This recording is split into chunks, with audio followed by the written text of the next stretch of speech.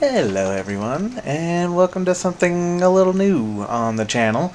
What is this? Well, I guess I'm hoping for this to be like a vlog kind of a thing, maybe? I don't know. I've heard people say that they kind of enjoy when I let my mind just wander and let my thoughts flow as they are, and I apologize if you can hear the rattling in the background. That's the breeze kicking up my blinds, but hopefully it's not too in the way. But yeah, I just thought this would be like a nice dedicated thing specifically for that, to just kind of get a list of topics that I kind of want to talk about in terms of philosophy and stuff like that, and just let my mind go where it pleases.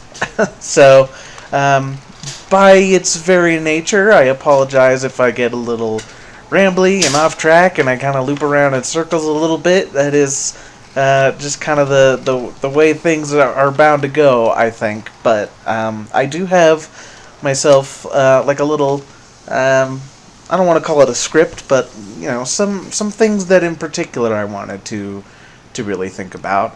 And so I think the last time I really had the opportunity to kind of let myself go like that was during my Katamari playthrough. And I was just sort of, I guess, lamenting the state of the world. Oh, and this is, I guess I should say, the game I'm playing here is Genshin Impact, if you're not aware. I just figured it's got nice, beautiful scenery, and it would be just kind of a nice background to have. And if I'm not doing like a quest or something, just nice, simple gameplay, so I don't have to focus too hard on it. So anyway, yeah. So the last time I kind of let my mind wander like this, I was kind of thinking about the state of the world and how I got the sense of like I want to share peace. Like I want to.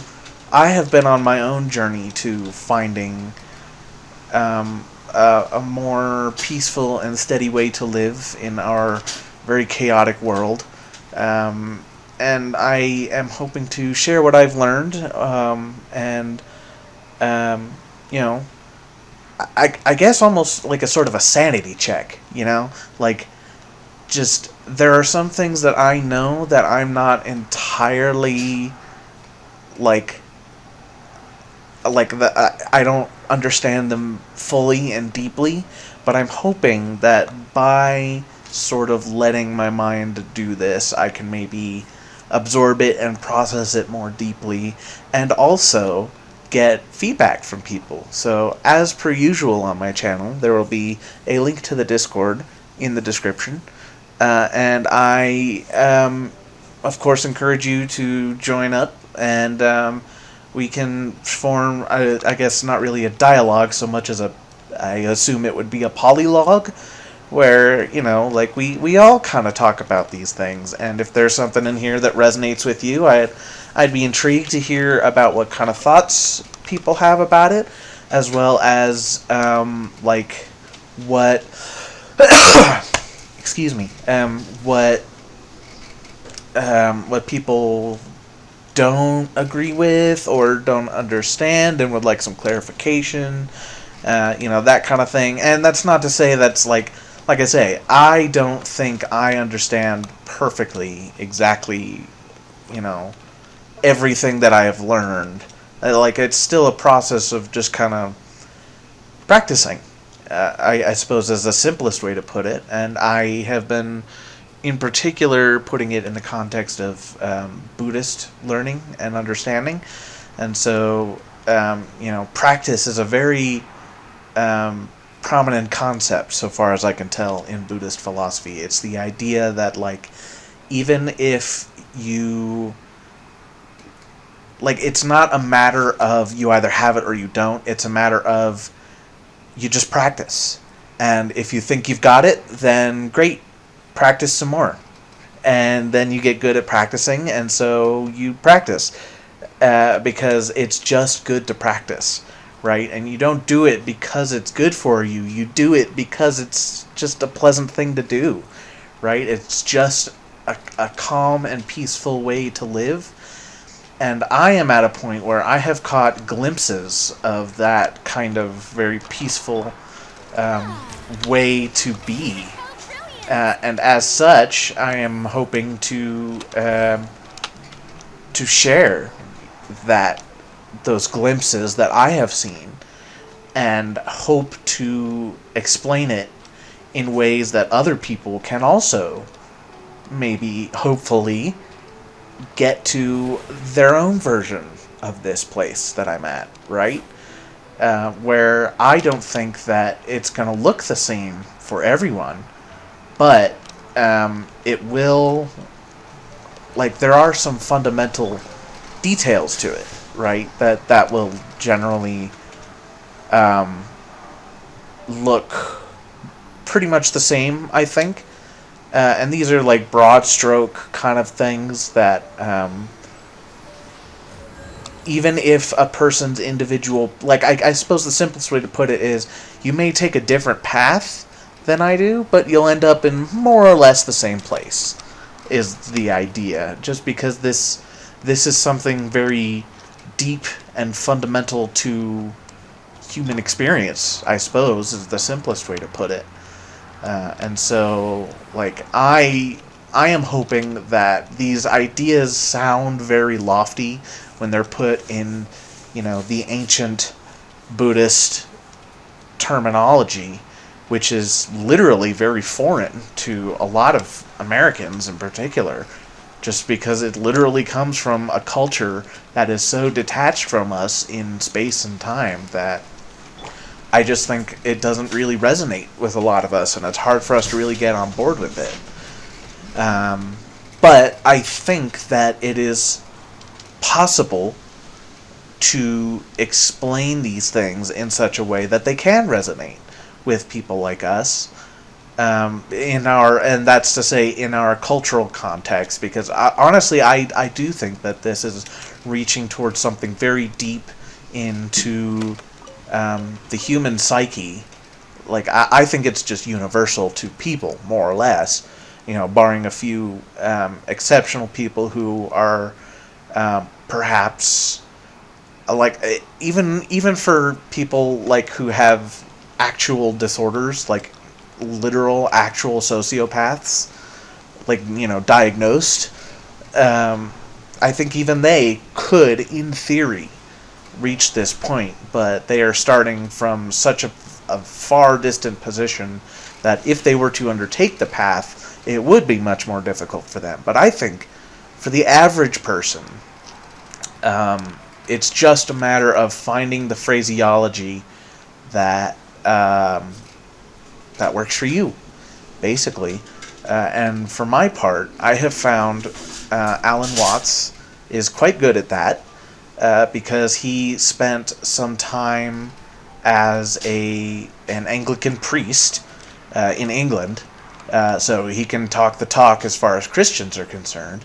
And then he spent quite a while learning about various schools of Buddhism. I think he was particularly a Zen Buddhist, but he knows a bit about various schools, so he's got some experience there. And he also lived, as far as I know, a large chunk of the latter portion of his life here in the United States, in particular in California, which, whatever else you may think of California, and I say this as a Californian, I think there are a lot of people in California, just because of the culture, like the cultural context that we all exist in, but that also particularly exists in the wealthy areas of California, that, like, he knows about those cultures, and so he can speak from experience when he talks about how people interact and relate with the world and how they deceive themselves, in essence. And so I guess all this to say that I hope that in my ramblings, people may sort of find inroads to their own path to this sort of peace, you know? Where even if I'm not the best teacher, which I think might be the case just because I have, not only am I still learning this myself, I'm always learning about this sort of thing, but just because I have trouble explaining these things to other people, uh, sorry, I'm just gonna murder this innocent wild creature real quick. Um, that is not not on the path. that is not right action right there. Um, so anyway, I guess yeah, that's what I ultimately hope to achieve. Is I don't want to tell you how to do this because I don't think that's what it really is. It's more, there's a Buddhist phrasing, maybe it's a saying.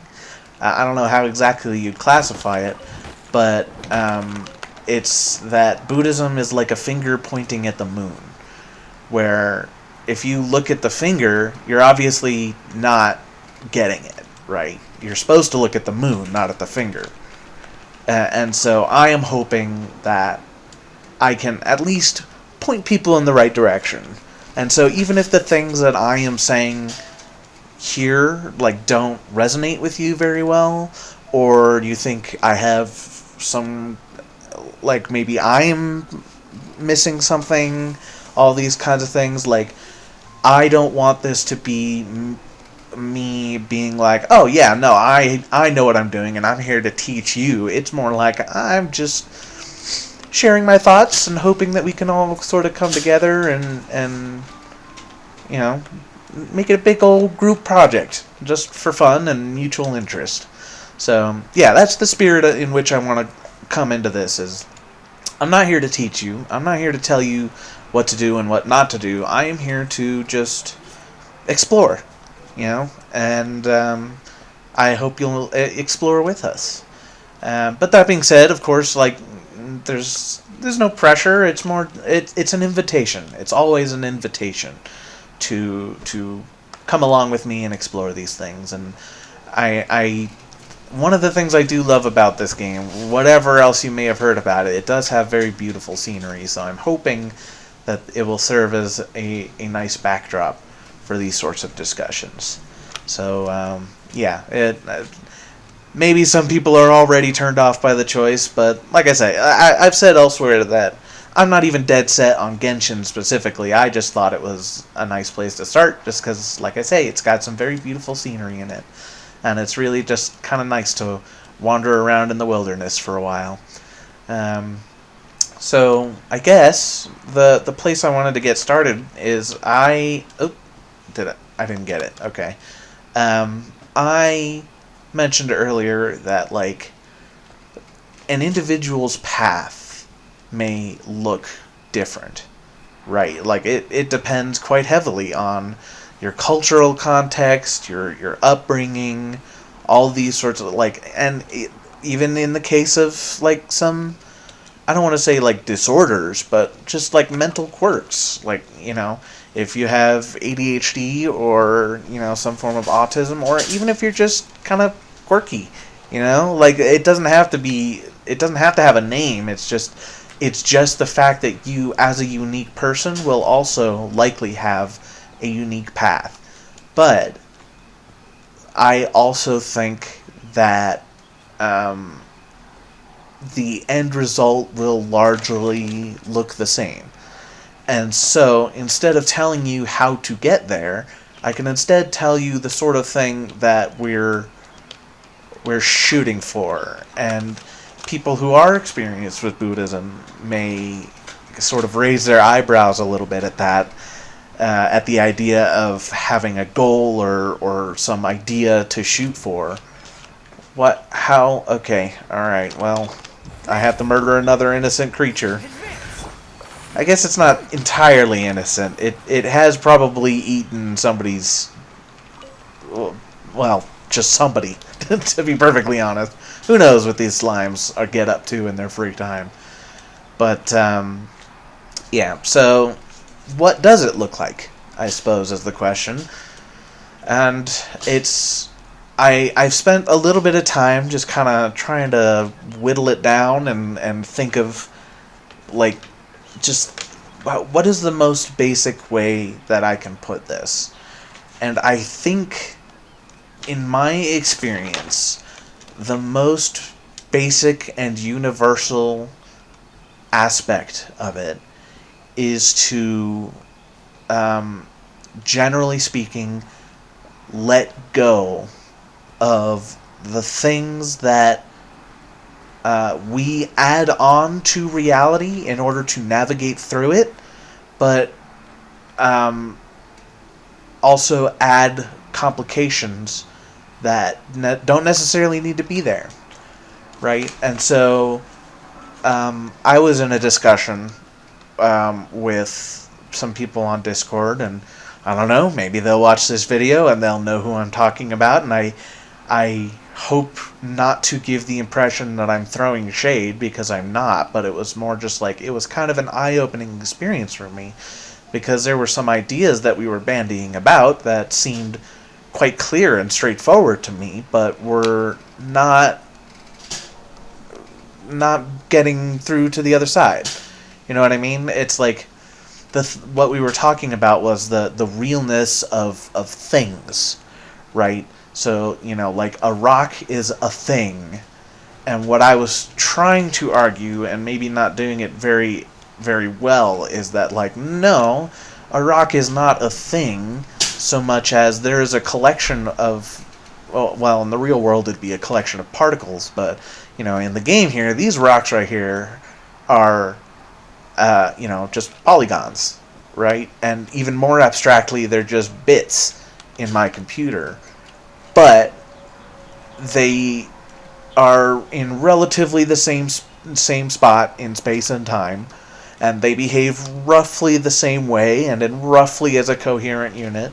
And so that's where we're comfortable saying, okay, so for the sake of simplicity, I'm going to say this is a rock.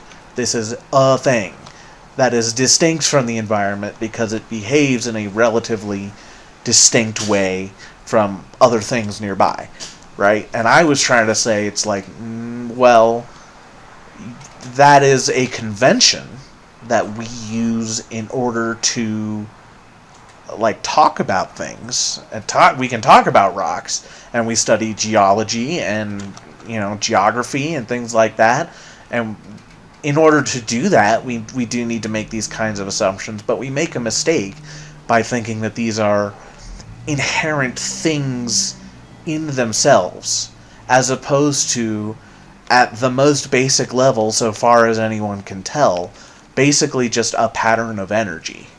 And I don't mean that in, like, a kind of a pseudoscientific woo-woo, like, good vibes, kind of like, not that kind of energy, but like literal, quantifiable, numerical energy, right? Like quantum mechanics, like that kind of energy.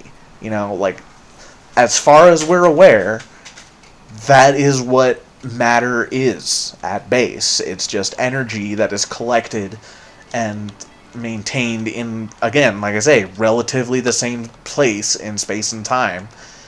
And so it's easy to confuse ourselves into thinking that that's something metaphysical and deep and real about it, even though, like, if we can strip away all of those labels and stuff about it, like, it becomes so much simpler, right? And I think the counter argument would be like, well, okay, but we need these labels and stuff to talk about and learn and understand the world.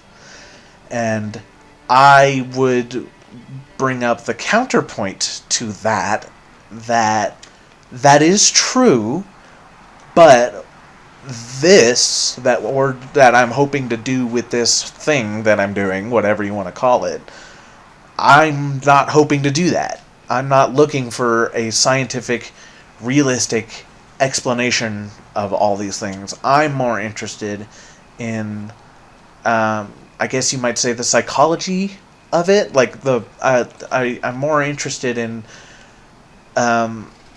finding a way for people to exist in the world. right? And as much as we like to think of ourselves as rational and realistic things, just being what we are, we're just not that. And that is something that's important to come to accept um, and incorporate, right? And so this isn't, of course, to say that science has no value, more along the lines that this is a sort of a different domain than science, right? This is a domain where I think a reasonable scientist would say, it's an interesting question, but I, as a scientist, do not have the tools to explore it, right? Like, because we just can't probe psychology in the way we can probe geology or astronomy or any other scientific field. And when we come to accept that, I guess you might say that the goal is to strip away all of these extra complications that, like, they work well in their domain, but when we try to apply them to another domain where they don't work so well, it causes us a lot of stress. And so it's trying to find a way. Something's about to attack me, I think. I don't know. It's trying to find a way to get back to that. Oh, hello. Whatever. We'll leave him be. It's trying to find a way to, I guess, reset yourself and explore in a new direction, right? So, again, please don't take this as me saying that, science is bad and, vaccines are bad. Like, none of that. Okay, like, I'm not going to go down that road. It's just a matter of, like, this is just a new area. And in order to probe it properly, there's a lot of things that, because of how successful science is, we have to remember that it's just not well equipped at this point in time to explore this, right? And so there will be a lot of metaphors and very tricky, abstract sort of language, and I understand if that might rub some people the wrong way. And honestly, the fact that it rubs people the wrong way is sort of the reason why I want to do this way.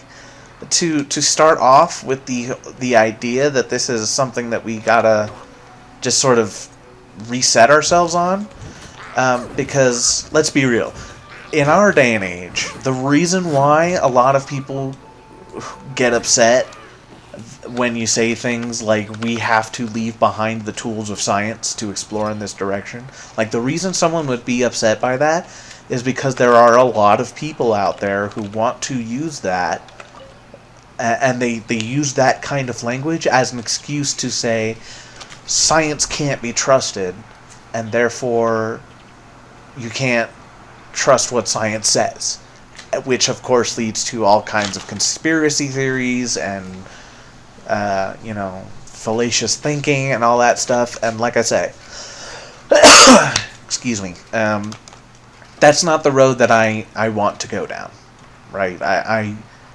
I want to keep this in the spirit of just, this is just a matter of being human. We're not probing the natural world as we would normally think about it. Like, it is natural in the sense that we're talking about our brains and how they work, but on more of an abstract level, right?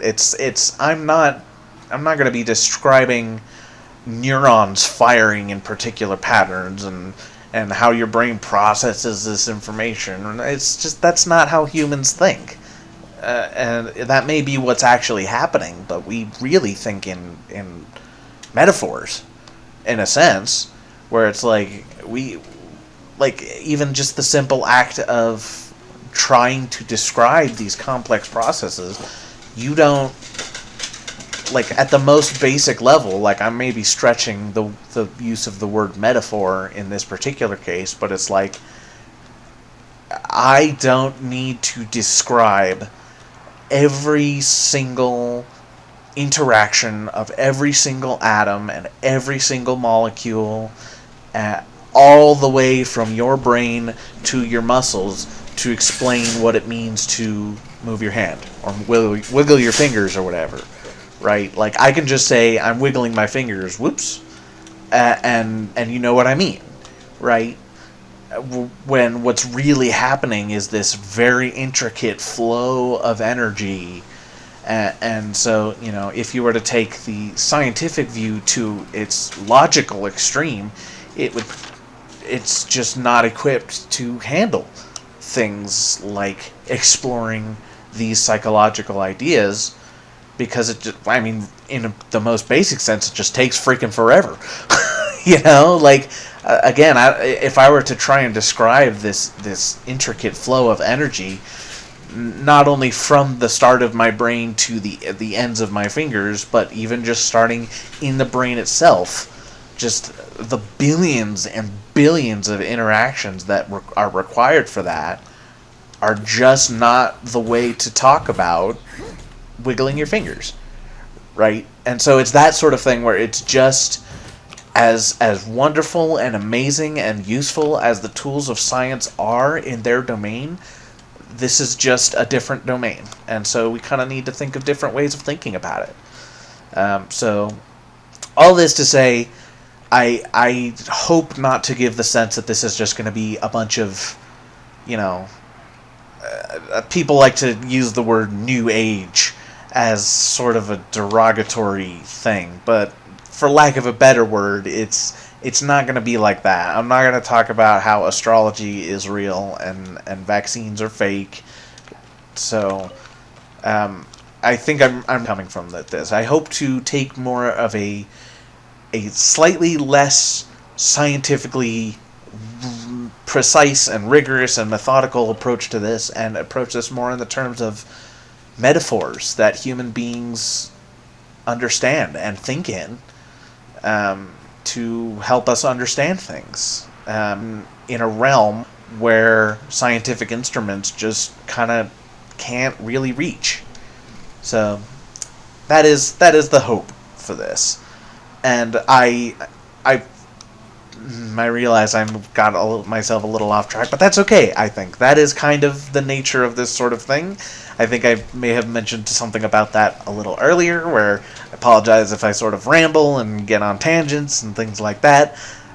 For now, this really is just a sort of stream of consciousness. Just let my mind, let it be free, man. So, apologies, but I don't know. I almost feel like I shouldn't even really apologize. Like, I'm just gonna let you see how my brain do, and you can judge for yourself whether it annoys you or I would encourage people to take notes. Like, if there's something you really want to think on and explore more deeply, like,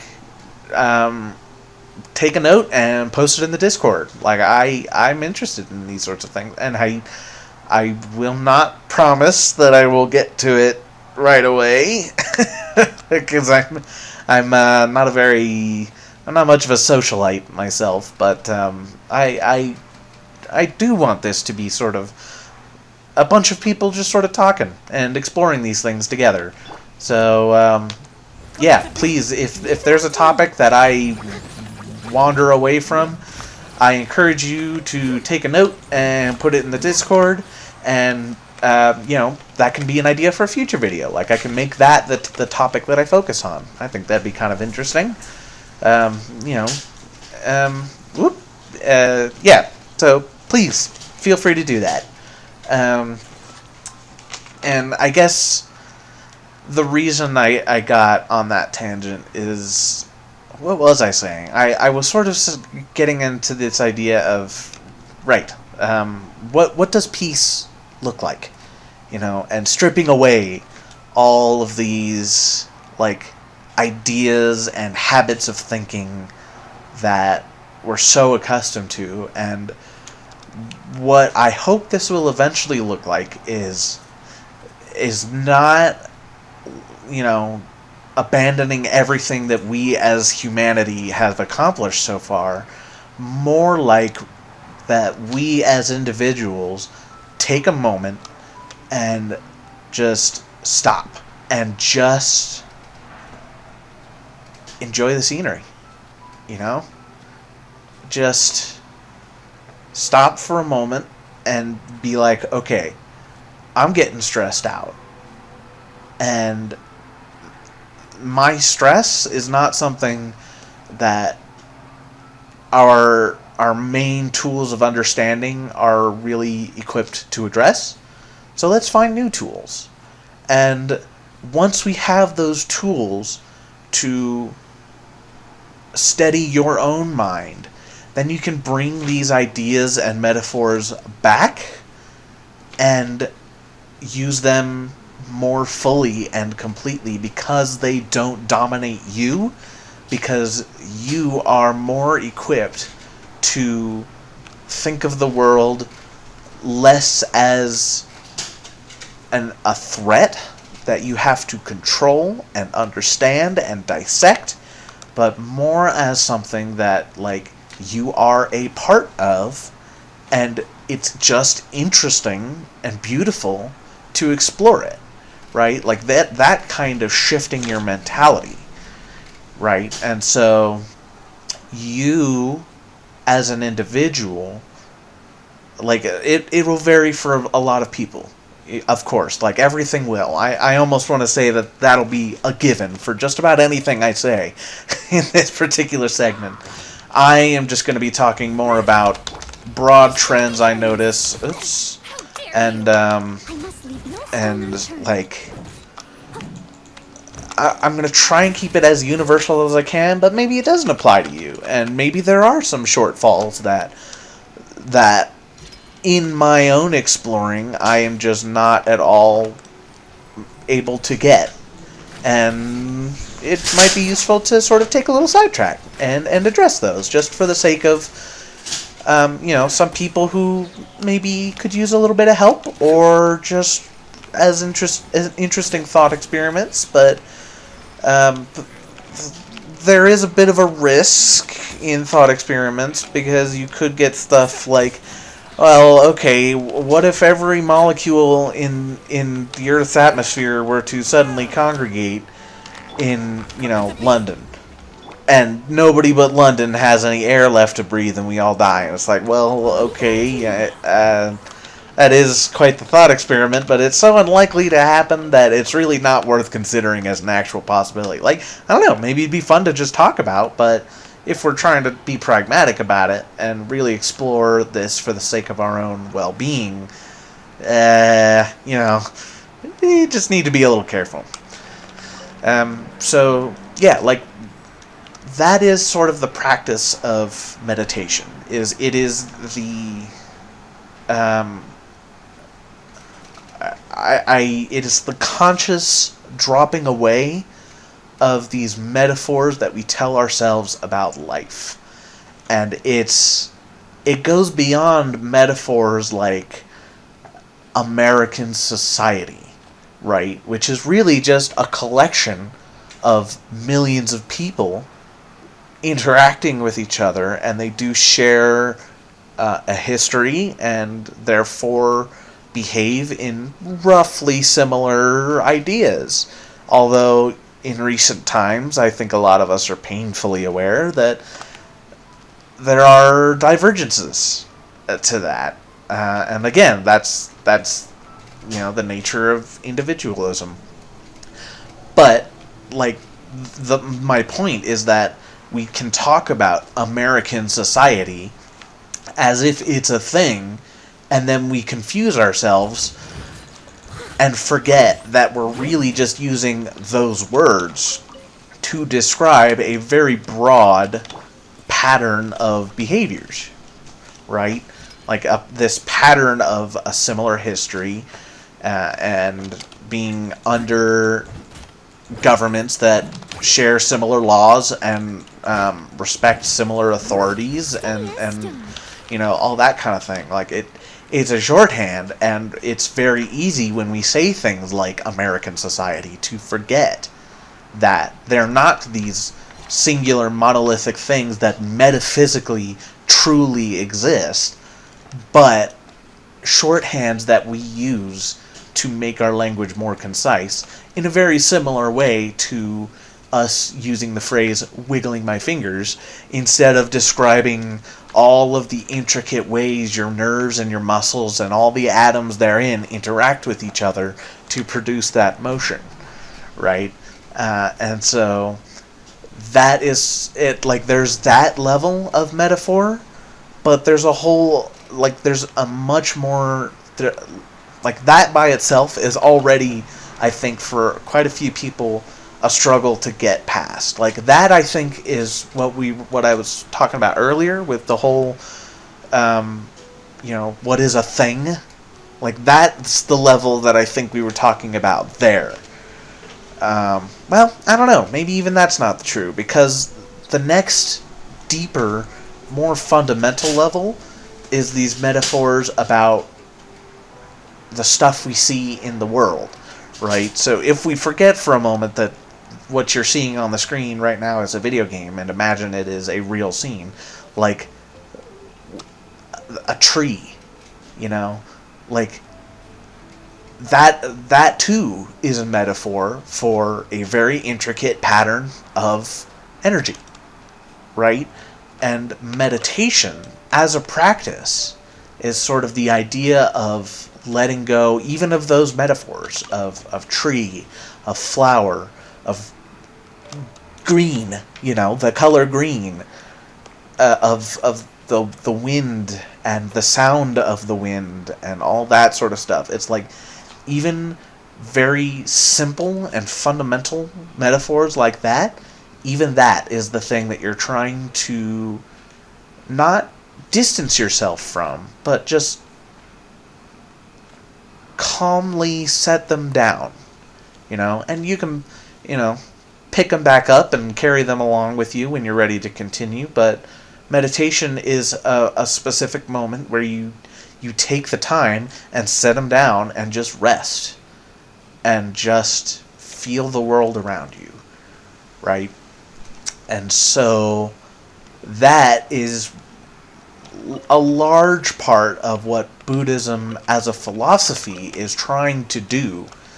The concept of enlightenment is shifting your view of the world so that you no longer see those metaphors as inherent and metaphysically, ontologically true. And instead you see everything in the universe for what it is, which is a continuous, ever-changing, constantly flowing pattern of energy, and none of it is distinct, right? Like, even if you have a perfectly empty universe with nothing but like a little pebble or something, like, the pebble still depends on the nothingness around it, because otherwise it would just be like it almost doesn't even make sense, right? Like, if there was no space around the pebble, like, how does that even work? How do you have a pebble with no space in which to have the pebble stuff, right? Like, it just doesn't work, right? So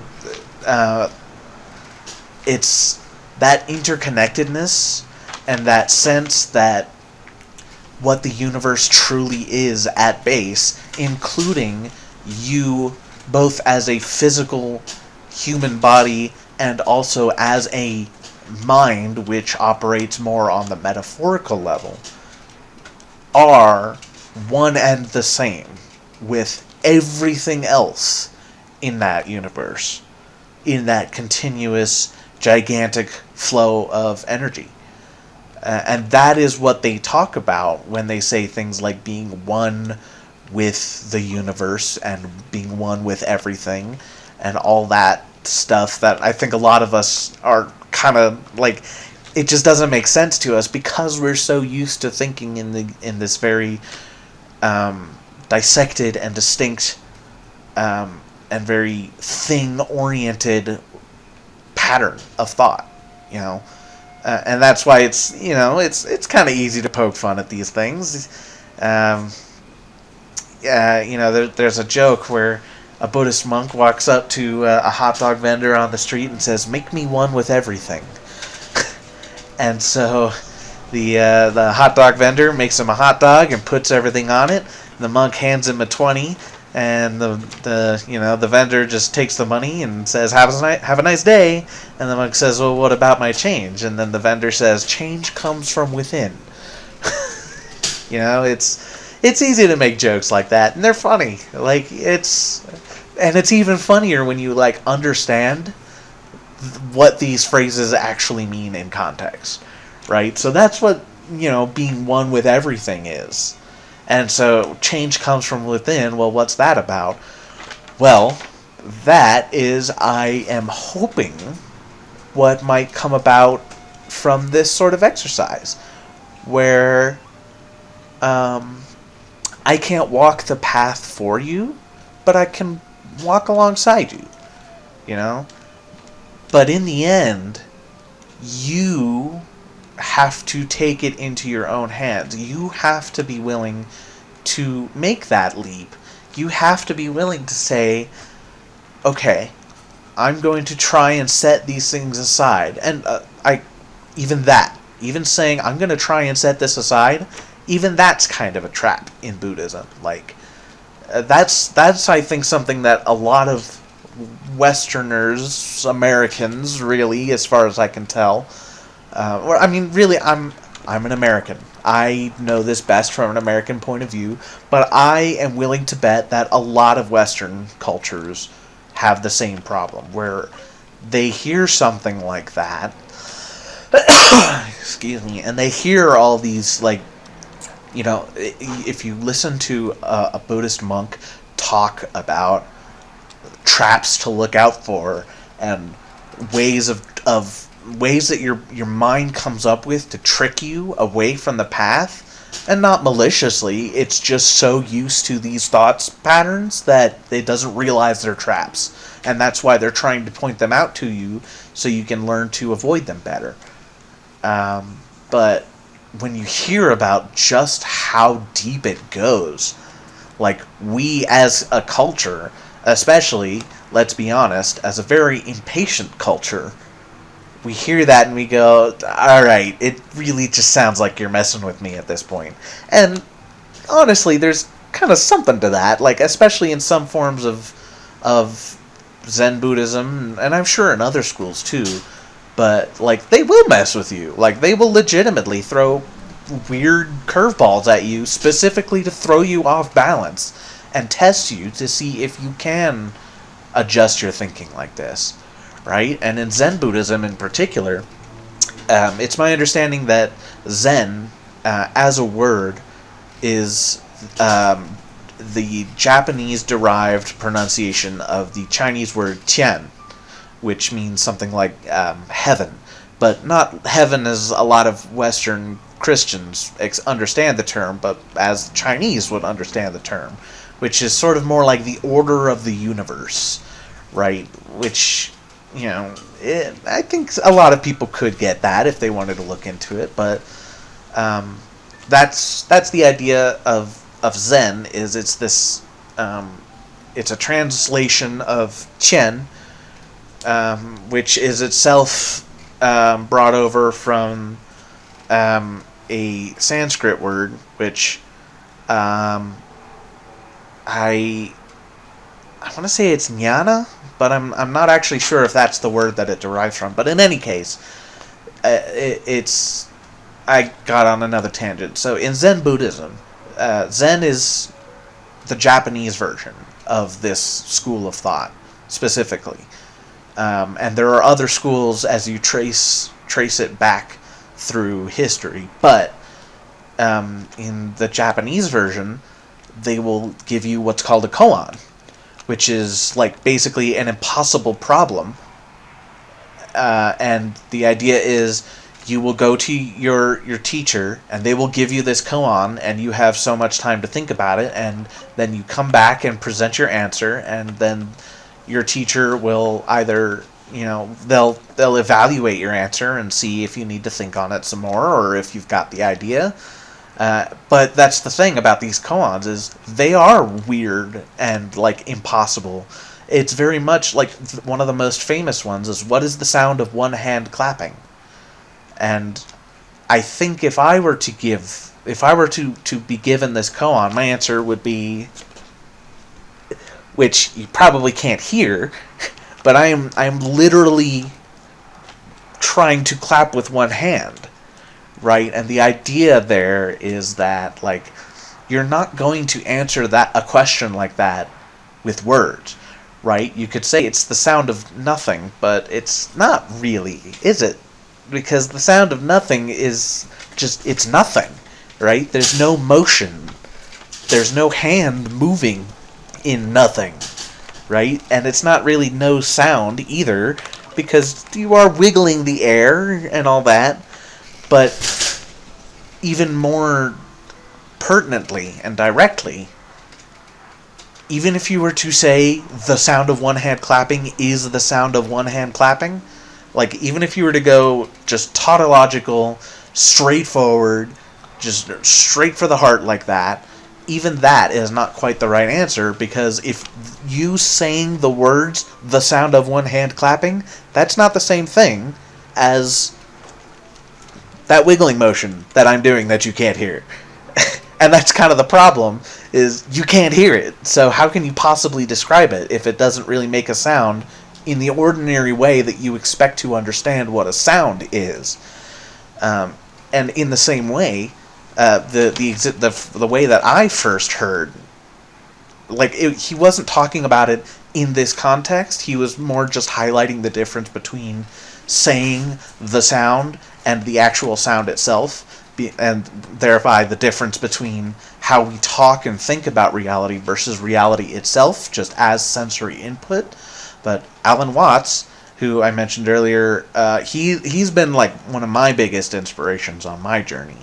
But he would say, like, reality isn't all this, it's not mountains, because mountains, the word mountain, is our way of trying to constrain a weird fold in the earth, like just a particular segment of this gigantic flow of energy. It's not the same thing. What it is, and he would ring a gong, right? Like, I don't have a gong, so I can't ring it, but, like, just imagine him saying, that's what reality is. It is the interaction between the vibrating gong making these waves in the air, and those waves making waves in the fluid in your ear, or in the bones in your ear, and then that going up into your brain and getting translated into a sound perception. Like, all of those very intricate interactions, that's what reality is. And that summary that I just gave was very simplified and doesn't take into account all the atoms and the flow of energy that was involved, but you get the idea.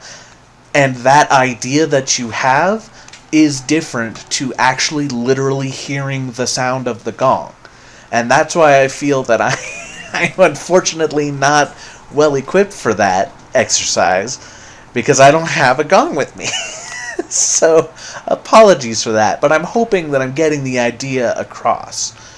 And to reconnect that to what I was saying about the sound of one hand clapping, is the way that he said it that, like, made it kind of click for me a little bit was, like, if I say the sound of a gong, it points your brain in the right direction, right? Like, that's the finger pointing at the moon, but it's not the same thing. You're not supposed to be looking at the finger, you're supposed to be looking at the moon, which is the actual sound of the gong ringing, right? So don't focus on the words, focus on the actual sensation. Focus on what's actually happening in the world, right? And that's That's how I came to my answer to what is the sound of one hand clapping. And I don't know what a Zen master would think of that answer because I've never been to a Zen master. But that's what I have sort of... That's my thinking on it right now. And, I'd be interested to see if anyone else has any other solutions to it. And if anyone has access to a Zen master and is willing to go out and ask them, I don't know, I think that'd be an interesting experiment. But in any case, that is that level of stopping thinking of the world in terms of these words, which are themselves a way of codifying the metaphors in which we think of the world. When we say the word tree, it brings to mind this particular structure, but it's you can imagine a tree without thinking the word tree. It's just that the word tree is the way that the English language in particular, and those who speak it, have encoded that idea. So I can just say a tree, and it will bring up that idea that you have in your head. And the idea behind meditation and behind this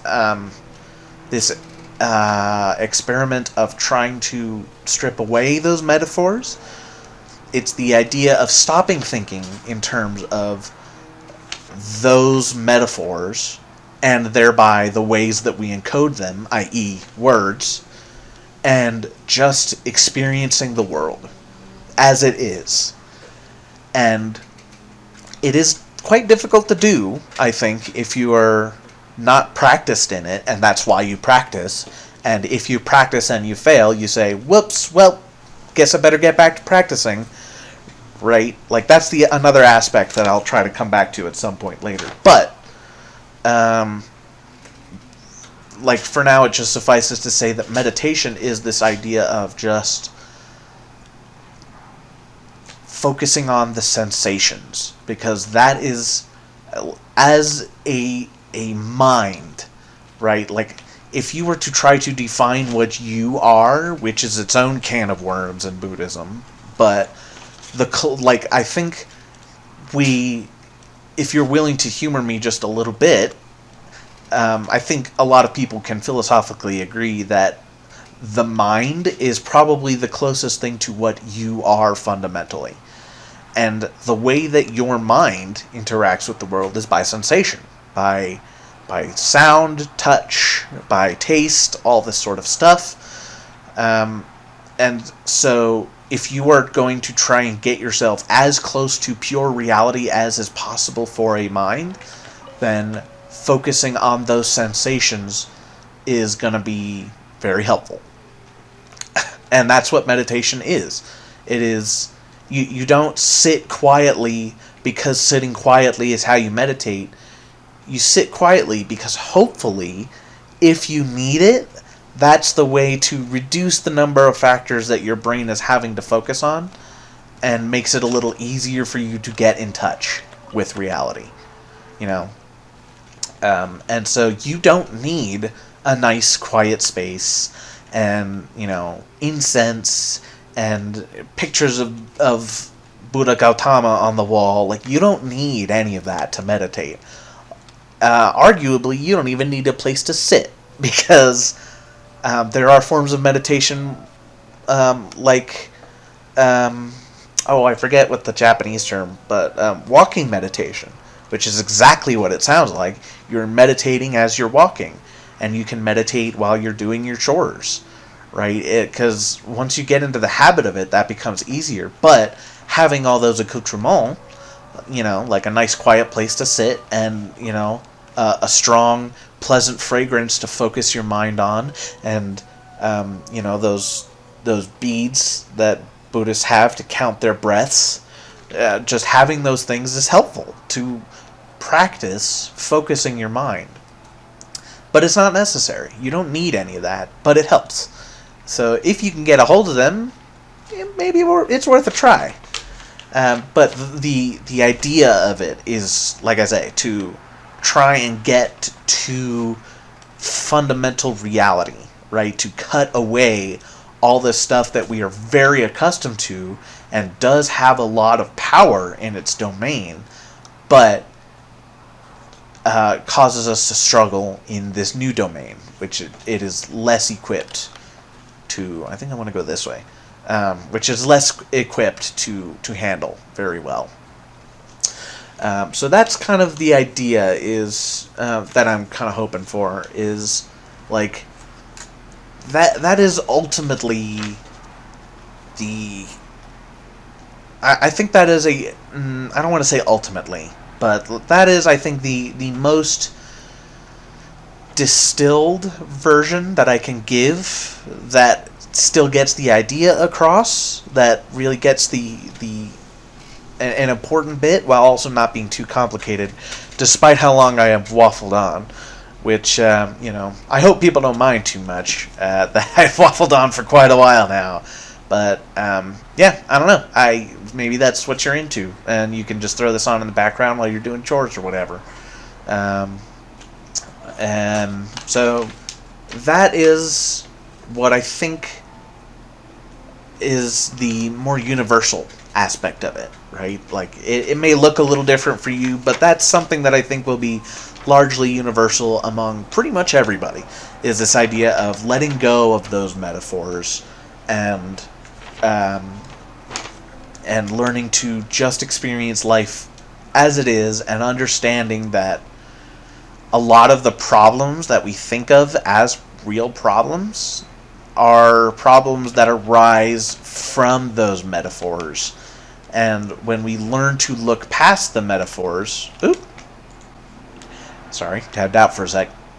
When we learn to look past the metaphors, a lot of those problems kind of don't really seem as imposing anymore.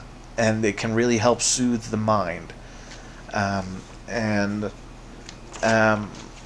think there is another aspect that is quite important and maybe is slightly less universal, but I still think it is very fundamental, where it's the idea that you can cultivate a you can cultivate a mind that does this naturally. And perhaps if we can wander into the realm of ethical conduct for a moment, one of the important aspects of it is loving just the world around you. And in Buddhism, it's often called loving kindness as one word.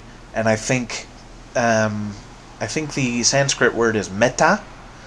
I think it's METTA, if you wanted to look into it more. I may not be right about that, but I know the word is metta. I just don't know how to spell it. But in any case, the idea is like, that guy who annoys you, you're gonna learn. That is not gonna annoy you anymore. But you're going to cultivate such a mind that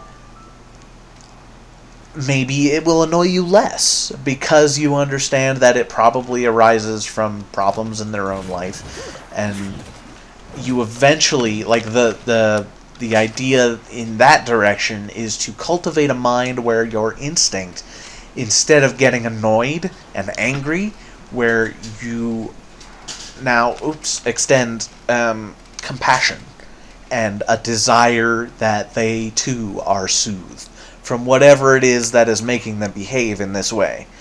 And that's assuming that it's really them actually being annoying. Like, it could just be they're just living their life and it annoys you for whatever reason. Like, that happens too sometimes. And in that case, what metta is this realization that, like, this annoyance that I feel doesn't have to impede me from cultivating this mind of love and compassion. And it sounds very, very high-minded, it sounds very much like,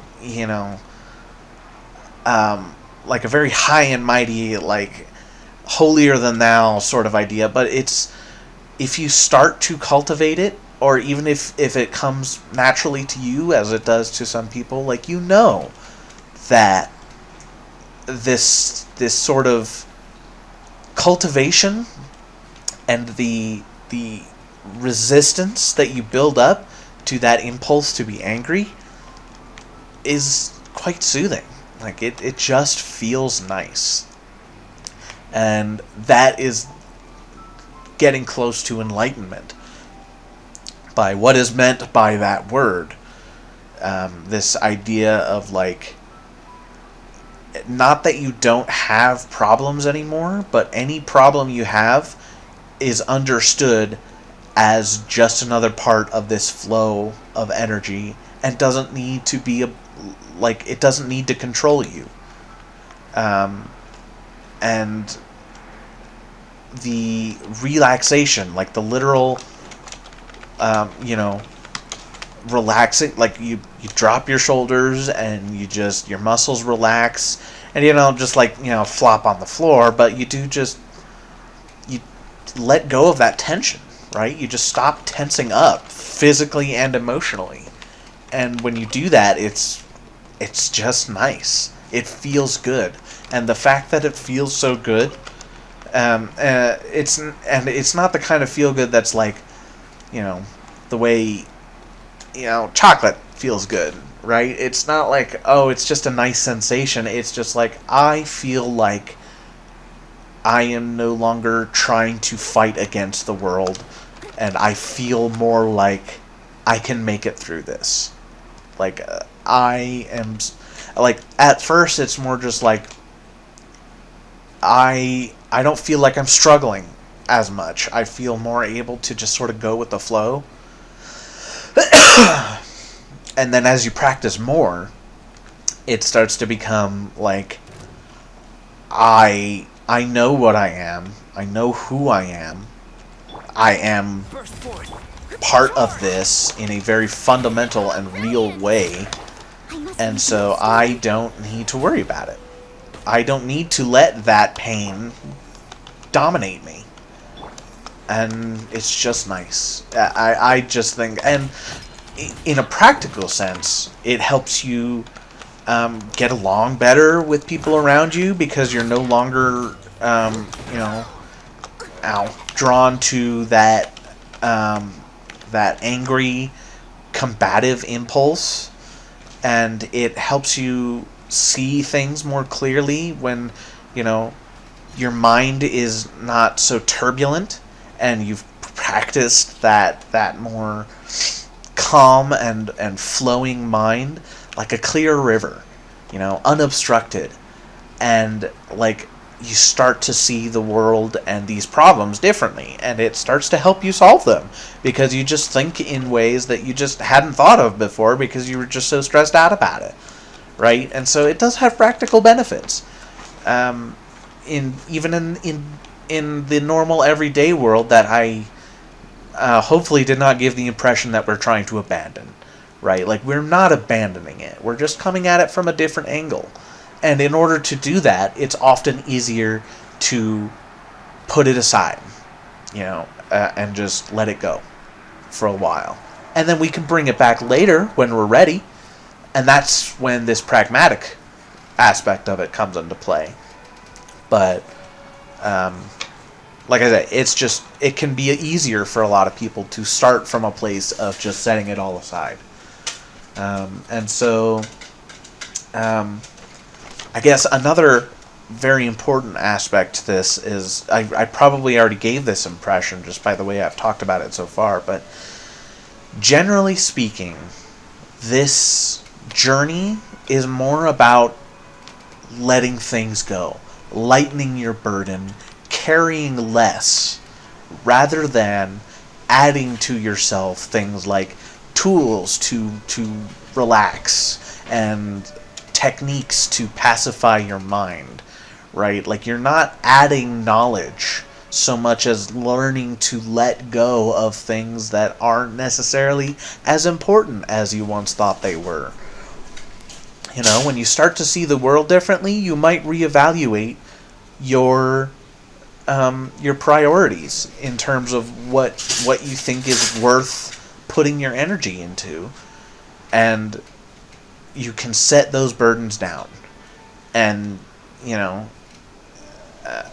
and make your travel easier that way. And in the broadest sense, that's what this path is generally understood to be. There is in the Tao Te Ching, which is a book of ancient Chinese philosophy.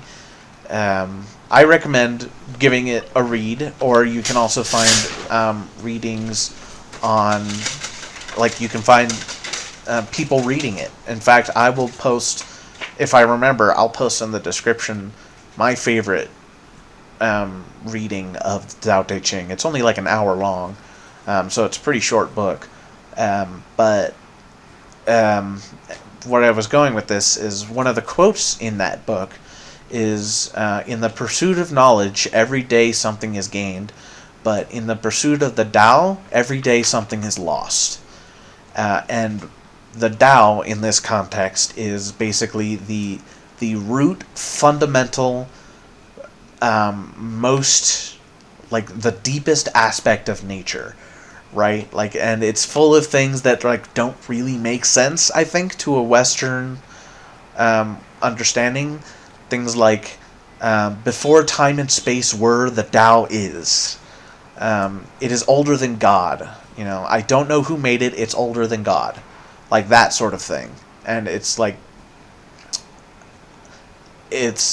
I almost think of it as like raw, unfiltered existence. Like, just the sheer deepest nature of reality, that just because it's so deep and fundamental, it's kind of hard to talk about it in ways that don't sound kind of ridiculous, I think. But I do hope that people can give that a listen or a read and find something useful in it. But in any case, although that was a Taoist teaching and not necessarily a Buddhist teaching, I think there's something wise in that. Where, like I say, it's less about giving yourself new tools and more about lessening these extra layers of problems, basically. Just these extra layers that aren't really needed to experience reality. And so, like, that's generally what it looks like. And I hope that is understood, even though I will likely be talking more in terms of these techniques that I have found that help me. Okay, all right. These techniques that I have found to get this, to work on this, and how to practice, and the things that I do, even though I don't have incense and all those fancy tools and gigamabobs and all that. And so, yeah, I want to give, I want to make sure that I say that up front, that is the base of what you're really aiming to do, but even then, everyone's different. Everyone's path is going to look different, but broadly speaking, that is how it usually ends up looking. And I think, I guess we can go a little bit more into specifics. So, a little bit more specifically, what does it really look like? And so I would say that the first most important, like, just the most basic step is understanding and wanting to have this connection to reality, right? You're not doing it because it's good for you or because it will bring you peace, but you're doing it because you just, like, it'll just be nice to have that connection to reality and to flow with it rather than fight against it. Sorry, my hand is kind of resting on the sprint key, so occasionally I'll accidentally press that. But anyway, yeah, I called it in my notes a will to harmony, right? It's this idea that you're not doing it for yourself necessarily. You're not doing it to get something out of it, but you're doing it so that you can understand that you are a part of this and you can flow with it, and you don't have to fight it, you don't have to control it. You can just let it carry you along and occasionally paddle yourself in the right direction, maybe, but generally speaking, you can save yourself a whole lot of energy by learning to be harmonious with the world around you, rather than trying to fight against it, like I say. And then I think one of the things that I have struggled with in this exploration that I have done, and I think some people that I know may also struggle with this, is a detachment from the inner dialogue, right? So when we think of thinking, or at least when I think of thinking, I think of like, it sounds like my voice in my head. And even if I'm reading things that other people have said and I know what their voice sounds like, I still read it in my voice, right? And that's what thinking is in my mind, like conscious thinking. And so that inner dialogue that you have, I think learning to detach yourself from it and not make it be quiet, but let it be quiet, I think is a very important part of what this journey will look like for a lot of people. And like I say, I have struggled with this part in particular because that thing's just always going, you know? And I think one of the techniques that I have learned to deal with it is to listen to that, right? Again, Alan Watts. I will almost certainly be mentioning him quite a bit, so apologies in advance, but you should also go and listen to him because he is wonderful, and I love listening to him talk.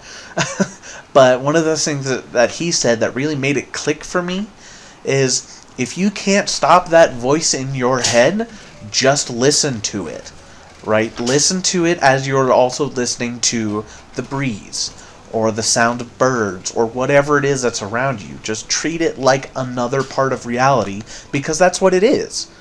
And you're like, the point is not to fight against it and to destroy it or to suffocate it. Like, that's self-defeating, both literally and figuratively, because, like, not only are you literally trying to stop yourself from just doing what it does, but you are also, by thinking of it in terms of something you have to stop, you are churning it up, right? Because when it starts, like it will, then you're going to go, shoot, it's starting up again, so I'm clearly failing, I'm not working hard enough on my practice, I need to practice more, and you just start bringing up that stress again, and you just churn the waters, and you don't make any headway.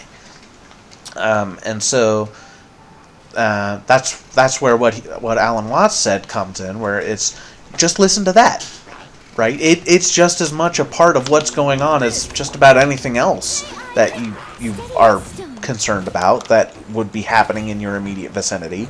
So just listen to it like it's anything else, because it is. And so that has been something that I think is a very important barricade. I don't really say like a barricade or stumbling block or anything like that, but just something that I've found that I in particular have needed to focus on, and needed to find that technique to really get past it, and further develop my own understanding. So hopefully that helps someone else out there too. I don't know. But yeah. And then on that road, or on any aspect of this path that you happen to be on, I think one very important point that, again, is quite difficult for us here in America because we are so immersed in a culture of you're either right or you're wrong, you're a success or you're a failure. Like, that very dichotomous and judgmental culture that we exist in makes non-judgment a very difficult but necessary aspect to this practice, right? So, like I was saying earlier, if you try to think of that inner dialogue as something you have to stop, to quell, to conquer, you're just going to make it worse because you're just churning up the waters. And judgment, which, I am meaning in the sense of saying, this is good, this is bad, this is towards my goal, this is against my goal. Like, those sorts of ideas are troublesome. They're going to do more harm than good, and they are something to practice and cultivate, and that is something that I think will be easier for some than for others. There are some people who are very judgmental of themselves and of other people, and it will be hard to let that go. But I do think that's a very important part of walking any path that demands, I don't even want to say demands, but requires persistence. And that is the key here, is persistence. Like I say, I mentioned it earlier. If you get good at practicing, great, you keep practicing. You practice for its own sake. Like, you don't practice to reach an end point. You practice to practice. You do it because it's just nice to be in that state. It's just pleasant. It's just nice and freeing, liberating, one might say. But anyway, yes, those ideas of, oh, I messed it up, I need to practice more, I need to practice harder, I need to get better. Better is a very tricky word in this context. And, like, one of the traps that I foresee for myself are things like, this is wise, this is unwise, right? Where I think those are very useful metaphors for us, like things like that, which it's certainly an improvement versus bad or good, right? Like, wise and unwise being more like, I'm not saying you're bad for doing it, but there's a better way. And so we can see the better way, so let's take that better way, right? But it does lead to reinforcing that habit of judgment. And so it is a little tricky. I will grant that it is a rather tricky concept. But I think just being aware, just learning to look and see, learning to see these things is very important, and then learning not to declare them as good or bad, positive or negative, learning them to think more as, think of them more as, is this the direction that's helping me get to nirvana? Is the word that I think would put it most succinctly, but I think that word has a bit of baggage to it, perhaps, in the Western culture. Like, we tend to think of it as, like, heaven, like the way we think of heaven. Like, it's a place, like, once you attain nirvana, you are just in nirvana, right? Like, it's a state that you toggle the switch and you're enlightened forever. It's like, it doesn't really work that way. It's more like, when you get good at practicing, when you really get to this state where you can let all this stuff go, and you start to feel all that pressure just dropping away, that's what nirvana is. And when you start to just feel the world just flowing unobstructed, and, even the noise of the cars and the crying of babies, when all that stuff, it doesn't bother you because you're just experiencing the world, that's what nirvana is. It is the letting go and subsequent release of tension that your body undergoes, your body and your mind undergo. That's what it is. And it is temporary, right? Like I say, it's not a switch that you flip and you're just enlightened forever now. It's a state that you go into, and you might fall back out of it and enter into the world again, but you can get better at getting back into that state and seeing the world in a more clear way. And that is what the practice is all about.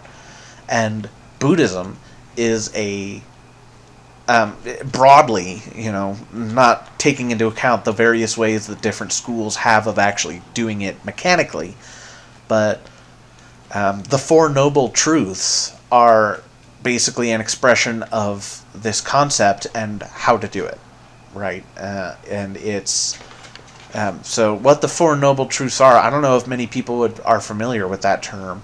I think when people think of Buddhism, there's really not a lot that a lot of Westerners know, but I think the Eightfold Path and the Four Noble Truths are terms that at least some people may have heard of. But the Four Noble Truths are,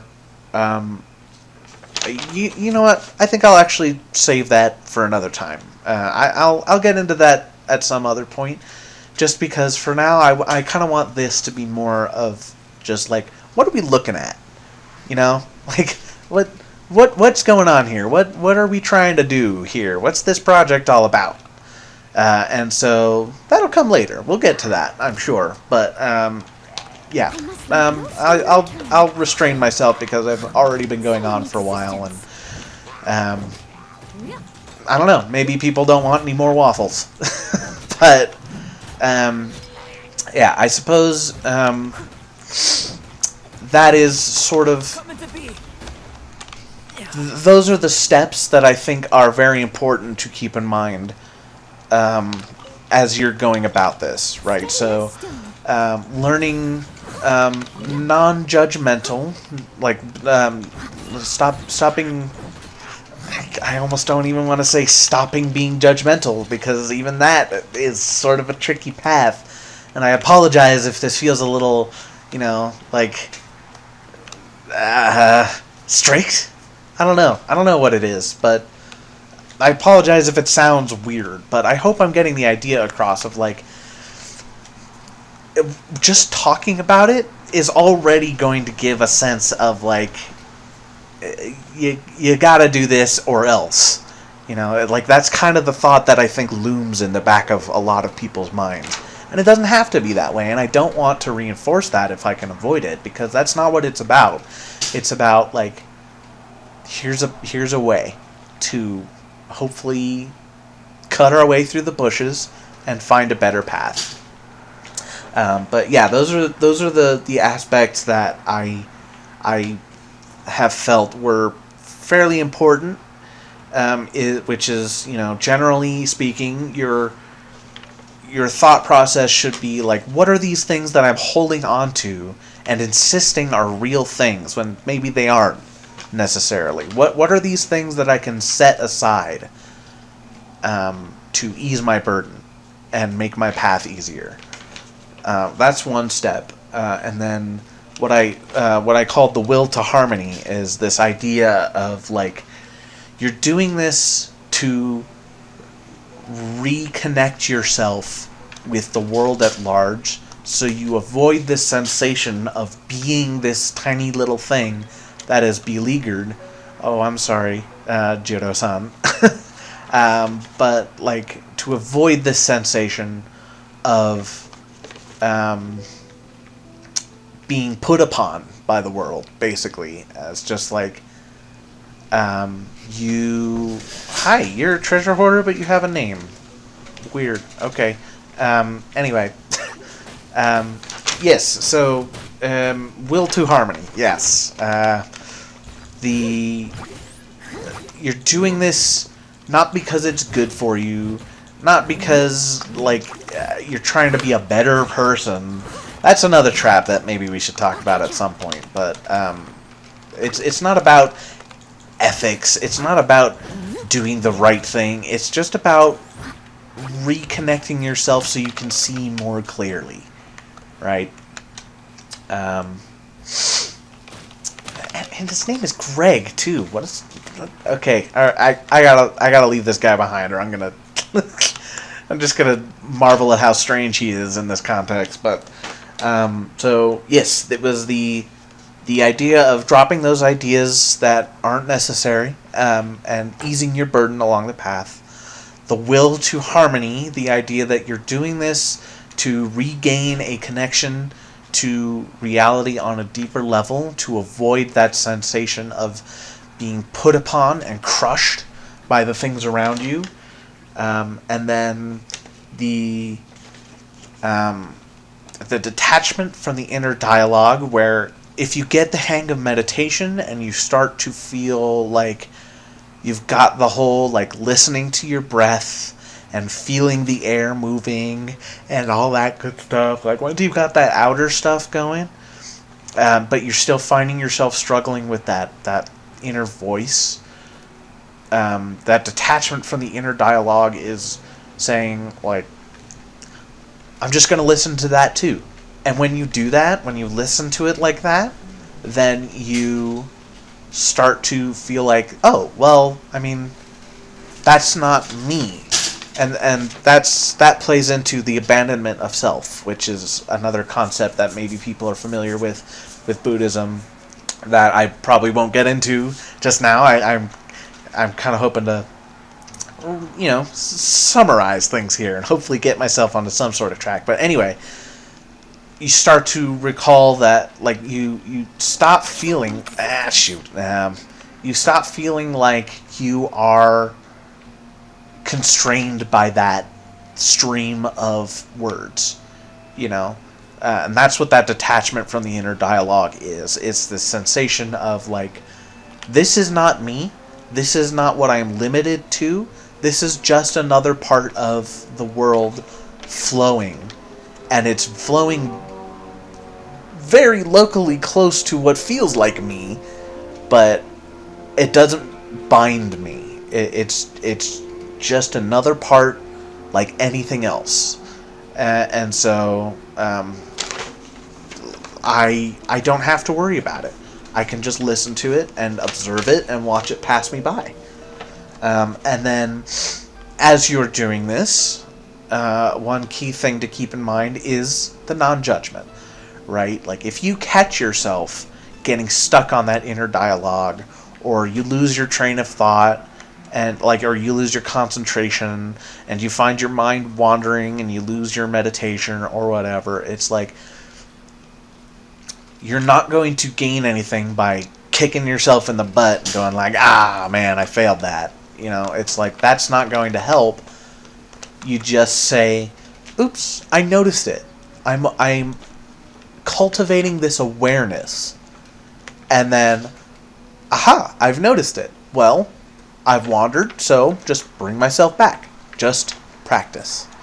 That, like, you don't berate yourself. You don't say that you failed the practice. You don't worry about whether or not the practice is going well. You just practice.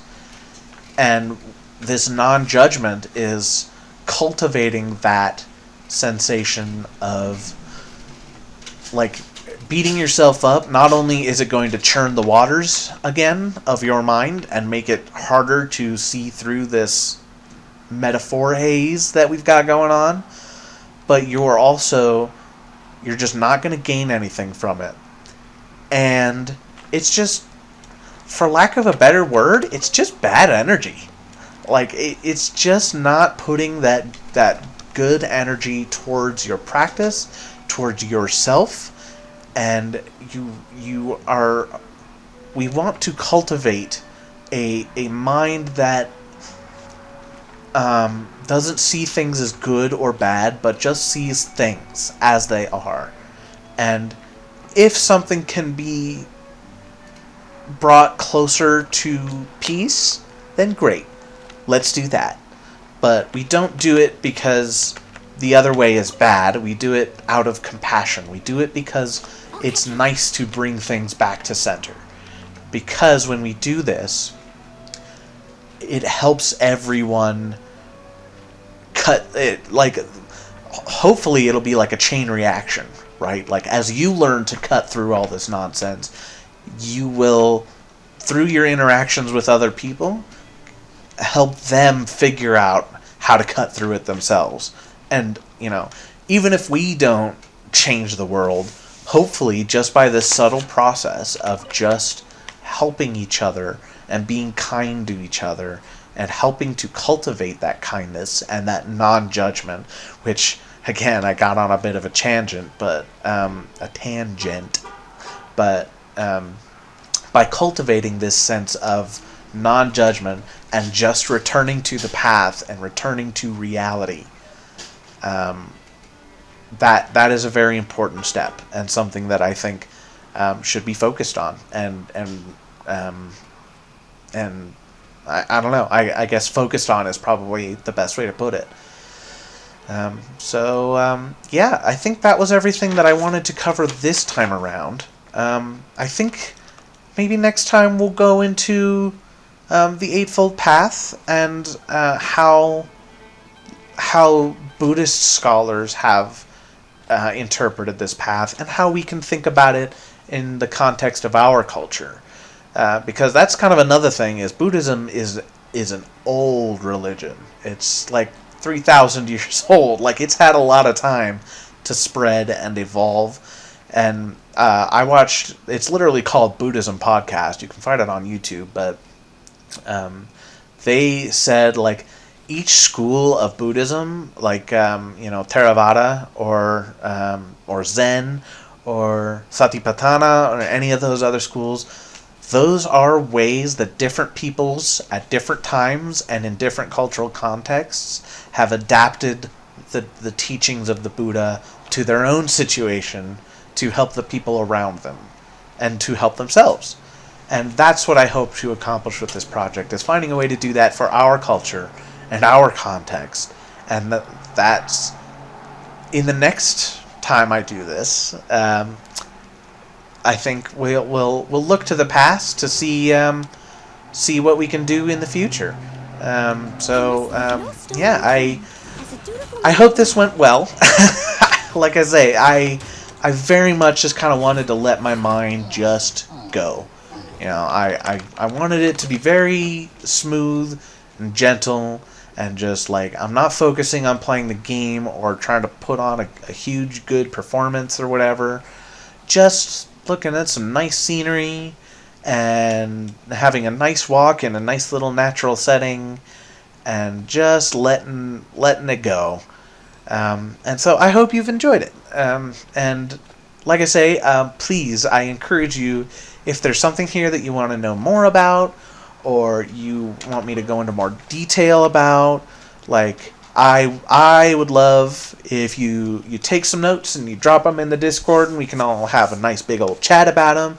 And if there's something that you like, I see no reason why I couldn't make just like full big, like, I don't know, this person brought up something interesting that I'd like to just kind of brainstorm and just, let my brain wander. And I don't know, maybe if things go in that direction, maybe I can start streaming and we can do it live and all that good stuff. So yes, please take those notes and join the Discord, and let's help each other explore this realm together. And yeah, I very much look forward to seeing how people react, and I hope you'll spread it around if you think it's worth spreading around. And if you don't think it's worth spreading around, I'd like to know why, so I can improve it for the next time around. Yeah, I think that'll do it for this episode. So until next time, I'll see you later.